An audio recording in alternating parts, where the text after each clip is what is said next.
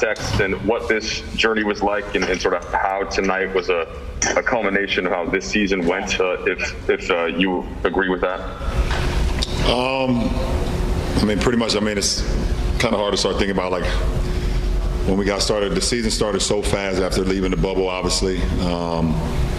And I think I was talking to Wes in the locker room just a few minutes ago, and I said the one thing that bothers me more than anything, we never really got an opportunity to see our full team at full strength, either because of injury or COVID or something going on with our ball club this year.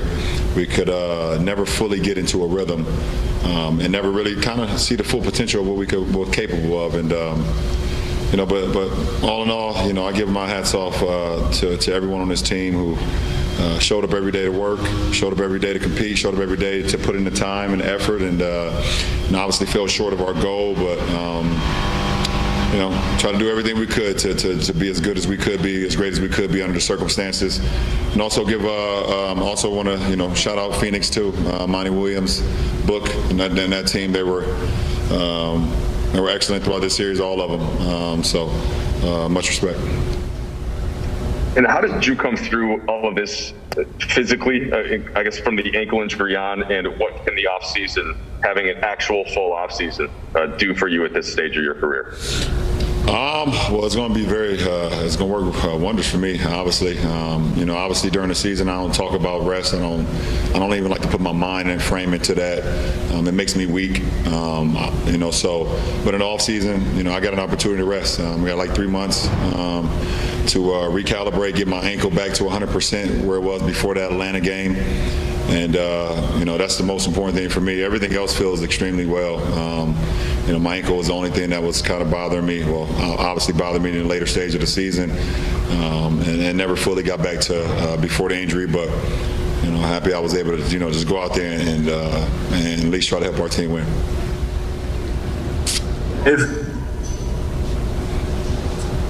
Ryan, I know a lot of times we ask you about the things you accomplished in your career. You say when it's all over, you'll go back and look at it with Maverick and some wine. But this is the first time you didn't make it out of the first round, and it also ends the final streak for you.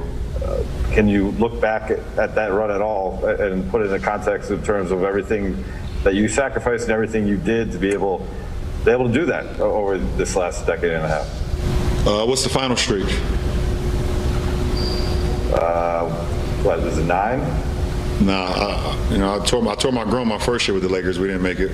But every time you made the postseason, you made the finals. Well, I mean, listen, it doesn't. Every season, like I tell you guys all throughout the season, every season is different. Every challenge is different, and to be able to put myself where I can even have accomplishments, to either be broken or to be able to continue it, it's all through the grace of the man above, and me just trying to put in a lot of hard work in. My teammates having great coaching staffs, and things of that nature. So,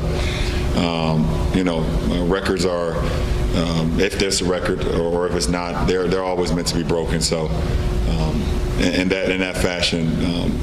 It doesn't matter to me as far as, not making it out of the first round. What matters to me is getting this team back healthy.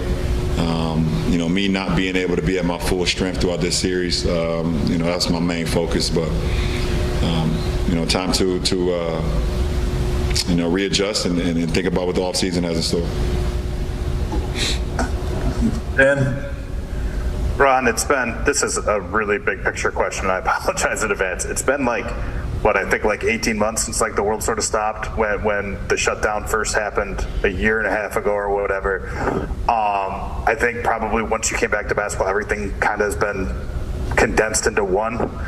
What's it been like being a basketball player in this environment this year, mentally? The testing, the restrictions on the road. This is hopefully a once-in-a-lifetime experience. What will you take from it? Well, if you I think I always think about just from the moment we entered the bubble to now today. It's been draining. It's been mentally, physically, spiritually, emotionally draining. Did not stop, me from, committing to the game, committing to my teammates, committing to the work, putting in the work, mentally trying to stay as sharp as I possibly could. But, throughout it, it's been mentally draining. And like you said, dealing with, every team has to deal with it, obviously. But with us in Miami, obviously, going, the long haul in the bubble and then coming right back on a short notice, to this season, it's been, very draining. So, like I said, I commend my teammates, commend the coaching staff and his organization, just being ready to go when the time was called, and giving everything we had up until this moment. But made a better man win, and the Suns was a better man throughout this year or this series. LeBron, I know this is all really fresh, but last offseason, Rob was really aggressive and made a lot of changes. He brought in a lot of new faces to a team that had won the championship. This team obviously didn't have the same success, but like you said, didn't have a chance to see what it would look like at full strength in this environment. Do you feel like this team deserves another shot in some form? This supporting cast around you and AD, or do you think that there will be or should be larger changes like there were a year ago? Well, I think Rob has done such a great job of constructing this team over the last few years that he will continue to do that. I will have some input. He always asks for my input. As AD's input. But at the end of the day, we want to continue to get better. I trust Rob. Trust Kurt. Trust everyone upstairs that does their diligence and our coaching staff and things of that nature. So, obviously, number one thing for us is getting AD healthy. That's number one, because it doesn't matter what changes we make. We get big fella healthy, and he's back to what he was before the injury. Get my ankle back right, which I 1,000%. I already know that I'll be 100% as far as my ankle when the season starts in October, and then go from there. So that put us in best possible chance to be successful next year. But like I said, Rob will do his due diligence and construct this team to where it needs to be to compete for a championship once again. We'll take a couple more. Kyle Good. LeBron, we saw these pictures of you giving a signed jersey to Devin Booker. One, why was that moment important to you? Why was that gesture important to you? And two, when you look around the playoffs and see some of the young players just having outstanding postseasons so far, do you sense that could be motivation for you this offseason to kind of stay on top? Well, first of all, I love everything about D-Book. I've had numerous conversations with him in the past, and he continues to make the jump. And when you want to be great in this league, and as he said, as Kobe told him to be legendary, when you want to be legendary in this game, you got to continue to improve not only your game, but you as a man and everything, both on and off the floor. And all the conversations I've had over the years, I could tell he soaked them up and has used them to his advantage. And, everyone sees what he's able to do on the floor right now, but I think, his maturity, him as a young man, is what I'm most impressed about. So I love everything about Book. So that's the post-game interaction. Secondly, I don't need motivation, from anybody in this league. I motivate myself. I'm motivated by my kids, by my family, and the love of this game. But take nothing away from it. There's some young guns in this game. Book, Donovan Mitchell, Luka, John Morant. So many guys that's like 22 and under, or 23 and under, who are just flat out special. And I was just to name a few. Jason Tatum. Let me not forget about him, how special he is.